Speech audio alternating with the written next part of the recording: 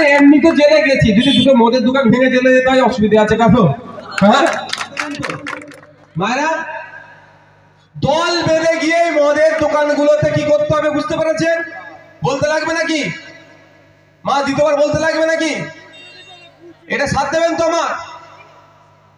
নতুন স্কুল নেই ভাঙড়ে আর মদের দোকানে ভরপুর হয়ে যাচ্ছে, আর আমার আপনার বাড়ির ছেলেগুলোকে মাতাল করার চক্রান্ত হচ্ছে। কোনো কথা হবে না এখানে, কোনো কম্প্রোমাইজ নয়।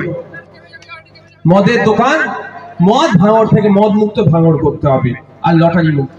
যা দিনে 300, 350, 400 টাকা ইনকাম করছে খেটে খুঁটে, ওই কি লটারিতে চলে যাচ্ছে। হ্যাঁ এই চলে এইগুলোতে, এগুলো বন্ধ করতে হবে। আর সন্ধ্যাবেলায় রাত্রে ঢুকছে, মদ খেয়ে ঢুকছে, এগুলো বন্ধ করতে হবে। এর জন্য সর্বোচ্চ লড়াই হবে। তার আগামী বিধানসভায় এই বিষয়ে আমি আগে বলবো, বুঝতে পেরেছেন? মদ আর লটারি বন্ধের জন্য বিধানসভায় বলবো। যদি ওখান থেকে না অ্যাকশন হয়, আমরা এখান থেকে রিয়াকশন দেবো গণতান্ত্রিক প্রক্রিয়াতে। আরে এমনি তো জেলে গেছি, যদি দুটো মদের দোকান ভেঙে জেলে যেতে হয় অসুবিধা আছে কারো? হ্যাঁ বুঝতে পারছেন না? পাড়ায় পাড়ায় ঢুকিয়ে দিচ্ছে গেজা, পাড়ায় পাড়ায় হিরোইন চলে আসছে, পাড়াতে পাড়াতে অন্যায় হচ্ছে, মদ এসে পৌঁছে যাচ্ছে। প্রশাসন জানে না, সরকার জানে না। থাক না বাচ্চারা, থাক না গো। আরে বাচ্চা থাকবে, আগামী, আরে ভবিষ্যৎ, এরা ভবিষ্যৎ। থাক থাক বাচ্চারা থাক, ওরা ভবিষ্যৎ আমাদের। এটা বলে আমি আমার বক্তব্য শেষ করছি।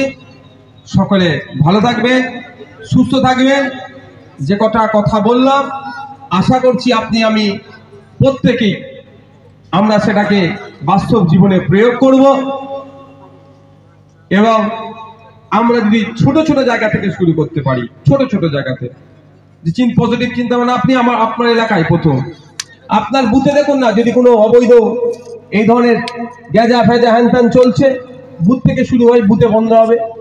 প্রত্যেকের বুথে যদি দায়িত্ব নিই, বুথেরটা বন্ধ করব, তাহলে অঞ্চলের বন্ধ হয়ে গেল। তারপরে ব্লক লেভেলে যেটা আছে সেটা বন্ধ হবে। এটা আমাদেরকে এগিয়ে আসতে হবে। রাখলাম, ভালো থাকবেন। আজকের মতো এখানেই আমি সমাপ্ত করলাম।